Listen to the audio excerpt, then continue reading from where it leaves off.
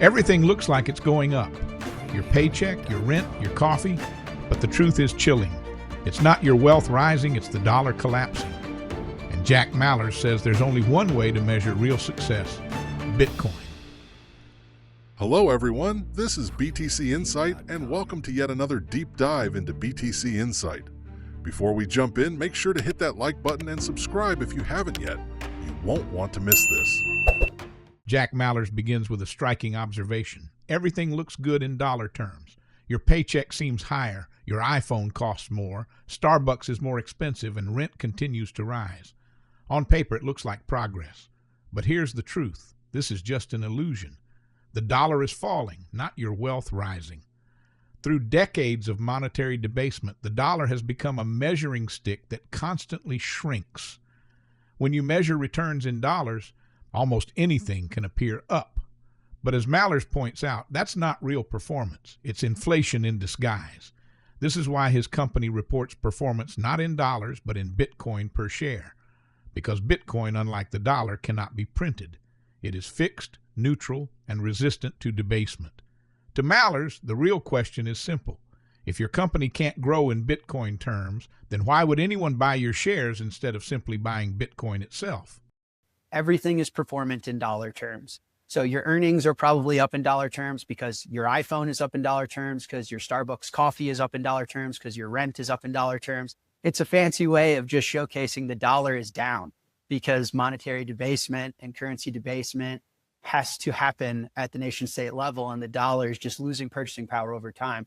So we thought to ourselves, what's the best way for us to communicate to the market that we think in Bitcoin terms, and that Bitcoin to us is the new hurdle rate. And we want to measure our business and our success and communicate to our shareholders that we can be performant in a Bitcoin per share basis, because that's a unit of measurement that can't be printed.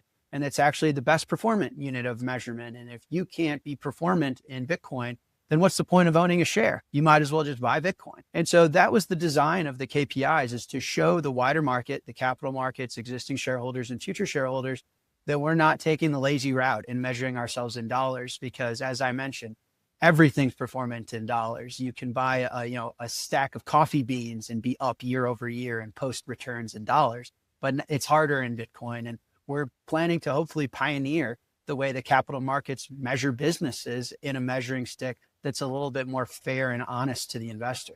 One of the reasons I founded the business with Tether is the opportunity that we see in the capital markets specifically. I think the capital markets are going through, and just the wider investment base, portfolio managers, endowments, pensions, sovereigns, they're going through a very drastic change, which is the 60-40 portfolio for the first time is being highly questioned or is considered dead. And this is that idea of weighting your portfolio with equities and bonds or long duration instrument. And the reason for that is, bonds have been poorly performing over the last 5 years since COVID. And stocks, if you take out the Magnificent Seven, actually are negative in real terms. And so I think you're seeing these equities are artificially inflated. I think that the equities are going to come down in value and in multiple as tariffs continue to hurt them. Seeing Apple, Ford, Procter & Gamble, these companies are taking multi-billion-dollar annual hits because of tariffs. It's going to eat into their margins. It's going to eat into their multiples. And so investors are actually seeking real returns, deep, large capital pools, arguably for the first time ever, at least in this modern post-1971 era. And so coming to them and saying, well, we're going to measure our business success in real terms, which we consider Bitcoin terms. We're not going to measure it in a depreciating, debasing dollar. And we're going to make sure that we make our decisions predicated on having more Bitcoin on our balance sheet than issued shares in an accretive fashion. And we're going to achieve that through smart financing and capital raising and acquisition of Bitcoin, and also building products. One of the greatest ways to grow your Bitcoin per share is having cash flow, because there's no dilution in operating a business line that's producing net profit for the world. And you can sweep that into Bitcoin on the balance sheet. And so I think investors, believe it or not, are actually excited about a future where the 60-40 portfolio is actually a 50-40-10 or a 50-30-20. We're talking to deep capital pools that have that interest. We've seen Harvard, that endowment has Bitcoin exposure. Pennsylvania State Endowment has Bitcoin exposure. So I think that's a story that will continue, and it's a lot of the opportunity we see, to be quite honest. Here's where Mallers draws a hard line in the sand. Bitcoin is not just another crypto asset. It's fundamentally different from Ethereum, Dogecoin, Solana, or any other digital token. Why? Because Bitcoin isn't chasing a $2 trillion payments market or a $3 trillion cloud computing opportunity. Bitcoin is chasing the single largest financial problem humanity faces: saving and preserving wealth. Humanity collectively owns about $900 trillion worth of assets. Roughly half of that, 400 to 500 trillion, is used not for consumption but as a store of value. Real estate, bonds, gold, fine art, all are used as makeshift savings accounts. The problem? They're fragile, illiquid, or debasing. Bitcoin's opportunity is to capture this $400, $500 trillion market by being the best vehicle to preserve wealth into the future. Ethereum or Solana might disrupt a Visa. That's a few $1 trillion at best. Bitcoin, on the other hand, is going after the entire global savings market. That's orders of magnitude larger. And this is why Mallers insists no serious business, central bank, or sovereign should treat Bitcoin as just another crypto. It is the neutral reserve asset for the digital age. Actually unfortunate that Bitcoin gets compared to an asset like an Ethereum or a Dogecoin or Solana. I think that they're considered in the same basket of class because these projects were inspired by what Satoshi created. But I think fundamentally as investable assets, they couldn't be more different. My logic here is, human beings own a little over $900 trillion worth of stuff. So if you think broadly, we own, whether it's sovereign debt, like a bond or a long-term treasury, whether we own currencies, whether we own real estate, equities and stocks in a company, precious metals, collectibles, fine art, the collective goods that we own together as a species is a little over 900 trillion.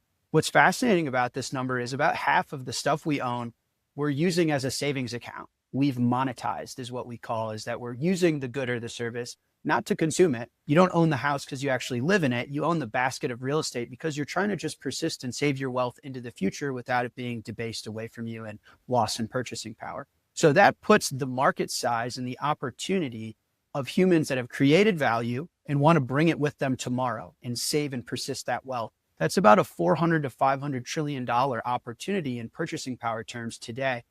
Us at 21, and I would argue the wider Bitcoin market views that's Bitcoin's opportunity, is to be the vehicle that's best at humans creating value for those around them and being able to save and persist that into the future. Now, if you look at an Ethereum or a Dogecoin or a Solana, what's their opportunity? Where are they disrupting and solving a problem? I would make the argument, first of all, I don't know, but and I don't know if anyone knows, to be honest. I think these narratives tend to be cyclical. They've changed quite often.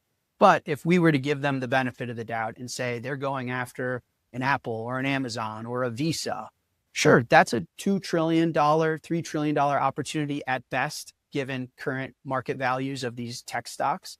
And so I think Bitcoin is an orders of magnitude higher opportunity, greater asset class. It's solving a way larger problem for the world. And for that reason, it's actually better designed to capitalize a business and to be the treasury for a nation, for a corporation, for a central bank, for a pension, for a sovereign, for a family, for an individual.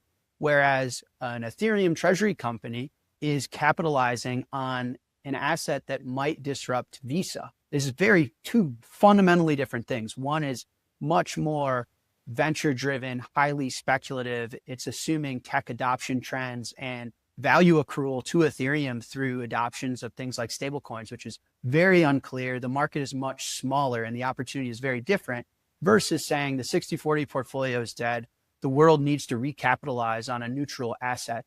Nations all over the world are debasing. It's causing these long duration instruments to severely underperform. Real rates are negative. Stocks are clearly overvalued. And everyone from China to Russia to the United States, El Salvador, to businesses in the capital markets and to individuals all over the world are looking to capitalize themselves in a way that allows them to persist wealth into the future. Those are very different. So sorry for the rant, but I actually don't think of them similar. I think at 21, we will never own and capitalize ourselves on an asset other than Bitcoin because no asset compares. Jack Mallers is more than just a founder, more than just a Bitcoin advocate. He's an architect of a financial future where performance is measured honestly, where businesses grow in real terms, and where savers aren't robbed by inflation. He challenges us to rethink everything. from our personal investments to how global capital markets operate. Are we content measuring success in a shrinking dollar? Or will we embrace a system where value is preserved across generations? The answer, Mallers believes, lies in Bitcoin, not as a get-rich-quick scheme, not as just another speculative bet, but as the bedrock of a new era in finance. That's it for today's look into BTC Insight. If you enjoyed this deep dive, hit that like button, drop your thoughts in the comments, and subscribe to stay on top of all the latest insights. Keep questioning, keep learning, and we'll catch you in the next one.